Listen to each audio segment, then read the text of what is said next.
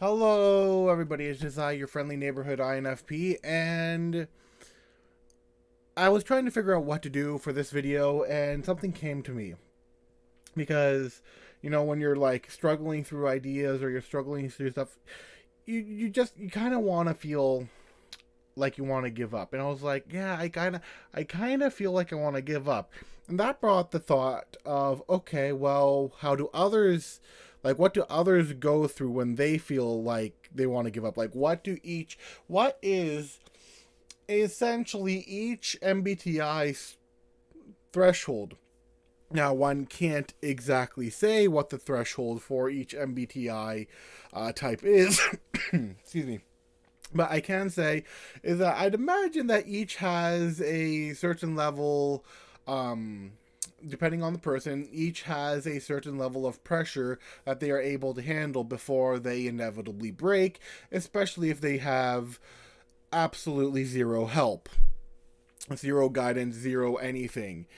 Some are able to push through easier than others. Some fall into a variety of things. And coming to that point where I just want to go, man, I give up. Because, sometimes you have those days where you just want to, like, and be like, I give up. I'm done. I'm out. No more. I'm just gonna leave. What do you do? Now, some people would say to seek motivation, which, yes, can help. Some people would say to just push on through, depending on your type. Some people would say to seek help from friends, family, also helps. All of these things helps, and depending on your MBTI type, depends very much on what you need to do. Like, a lot of thinkers usually, not exclusively, will just push on through, but there's going to be some backlash to it, which they'll see as kind of minor. They won't really care as much about that backlash. And it's the backlash on themselves that usually affects their emotions. For feelers, it can go two ways depending on where you're going at. Excuse me. You can either go towards seeking help, or like from your friends, family, and like getting them to help you and pushing through together because three heads are better than one. And there might be some damage, but not as much. They'll need some time to relax afterwards. Like, okay, we've gotten through this hardship, we've gotten through this thing, we've gotten through this pressure. Breathe.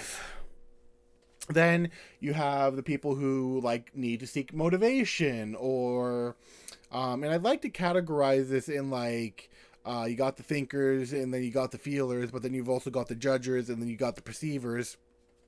And each one will need to go about a certain thing, because even thinkers will need to seek help from people they trust in order to break through. Like an ENTJ and INTJ, ESTJ and ISTJ, I would imagine, would seek the source of the problem, seek how to efficiently get rid of it, and then they would seek, if they need it, help in order to do so.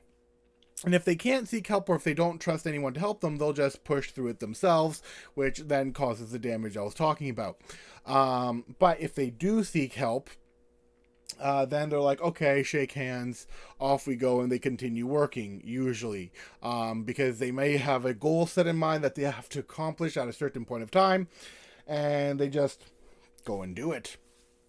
Then you have, of course, the thinking perceivers, which usually will just, typically, not all the time, and this is like ESTPs, ISTPs, ENTPs, and INTPs, will usually just go right through it. They may not seek help. They may or may not be surrounded by friends and family, but they may also not seek help because they don't see the need to. Sometimes they'll just be like, okay, what is the most efficient way for me to do this? Oh, this way? Okay, I'm just going to do it that way and just keep going. Or, oh, I just need this, or I just need motivation, or I just need whatever. Now, if they are more aware of themselves and more aware of their limitations, they may be like, hey, can you come and help me out? Now, oftentimes, I don't think I hear INTPs aside from my sister, who usually forces herself to say it, mostly because she's practicing delegation. And then the ENTPs I've known have either they've just done. They've just gone with who they are, and they've just done. They've just pushed on through, usually making wisecracks here and there, but you can always see this kind of, when they've done it, this kind of like loneliness that has lingered behind it. I know it's anecdotal, but this is just observations on my part. And then for ESTPs, I've seen them just keep going, and they may not realize it until later on, where it's just like, just end me. They want everything to stop, and they're just like, they can't feel themselves, and they want to feel themselves, they want to find themselves, but they can't, because they've just been going so hard, and only when the thing behind them has caught up do they go like, well, crap, now what? And unless they have somebody who realizes that, they can struggle a bit. ISTPs, they just keep working on the stuff they're interested, usually hobbies. Actually, that's an interesting note. So ISTPs will usually work on hobbies, work on interests, work on things. Yes, they'll have their own work that will bring in the money and whatever, but they're very lone wolf types, or not necessarily broody types, but they're like very off on their own, doing their own things. Yes, they will be talking to people if there's something to be had, but from what I've noticed from my dad, he just keeps working. Oh, going through issues, I'm just going to keep doing my hobbies, going to keep doing my interests, you're going to keep doing this. And they don't really show much. Like, it's very much a all the time. And unless they've been able to develop themselves is usually when they're able to ask for help. But yeah, usually with ISTPs is they'll usually seek out something adrenaline based, hobby based, or something that they can use that like allows them to fiddle with their hands, that allows them to go through their situation, and you have no idea how that has affected or helped them in the long run. Usually it's best to just let them keep doing that, and they usually end up fine. I haven't seen any like noticeable differences. So yeah, that's on the thinker side. On the feeler side, this also splits between the J's and the P's, and what I've noticed is that the J's will be far, far, far, far more likely to ask for help than the P types will. Because they'll be like, oh, I need help. Oh, I have a group of friends. Oh, my friends see that I'm going through some trouble. Oh, we're going to get through this together. Now, if it's more on the introverted side, they could be like, oh, I need a bit of motivation or tea or relaxation or whatever. And they're like, oh, well, I'll just keep going on with that. And, I have friends too, and they're going to help me get through this. And then on the P side, you have, I would like to think, the internal screaming. And the way I see it is each feeler, so ESFP, ISFP, ENFP, and ESFP will all be internally screaming. That's just how I view it in the sense, but how they go about that internally screaming is like, for example, the ESFP may be partying, but inside they're screaming, help me. And they go through that until like a certain phase when they're able to break through, and they're like, okay, well, I can go and be whatever again. Or they'll just like break down into a hot mess, and like, oh, maybe we should help you. Then we have ISFPs who just, I would imagine, like INFPs, would just like seclude themselves. Maybe they'd work on art, maybe they'd work on handcrafts, maybe they'd work on whatever, maybe they look at motivations, maybe they go into nature. A lot of ISFPs and even some INFPs and other types will go into nature to break through a stressful situation or like problematic situation where they just feel like giving up. You're like, you know what? I'm going to take a walk in nature. I'm going to take a breath. I'm going to meditate. Oh, that's another thing. They'll meditate, and I'm going to calm down. I'm like, okay, I can do this again. And then they go back into doing it. Then you've got like the ENFPs and the INFPs. For the ENFPs, I would imagine, I'm not entirely certain, you can correct me if I'm wrong. You actually can correct me if I'm wrong on any of these. It's just speculation because like each type is different, and so I'm just, I guess you could say, pointing out anecdotal things that I've observed. So for the ENFP, I would imagine they would become far less social than they currently are. They would try and figure things out. They would try and brainstorm ideas. And then until an idea clicks that they can go and try or they really want to try, is only then when they'll potentially break through. Sometimes, if they have a lot of friends, which a lot of ENFPs can have, those friends will come in and help the ENFP. But sometimes the ENFP will, oftentimes, from what I understand, will go and seek out a partner to brainstorm with, someone they know they can trust, someone they know won't put down their ideas, someone they know will help them figure everything out so that they won't have to give up. And so when the ENFP goes like, hey, look, I'm struggling on this, I want to give up, what do you think of these ideas? And then they can like bam, bam, bam, bam, bam, brainstorm. And the ENFP will get excited, like, okay, I'm doing this. And they go at it and they're like full of energy again. So that's how I'd imagine it would be for ENTPs as well.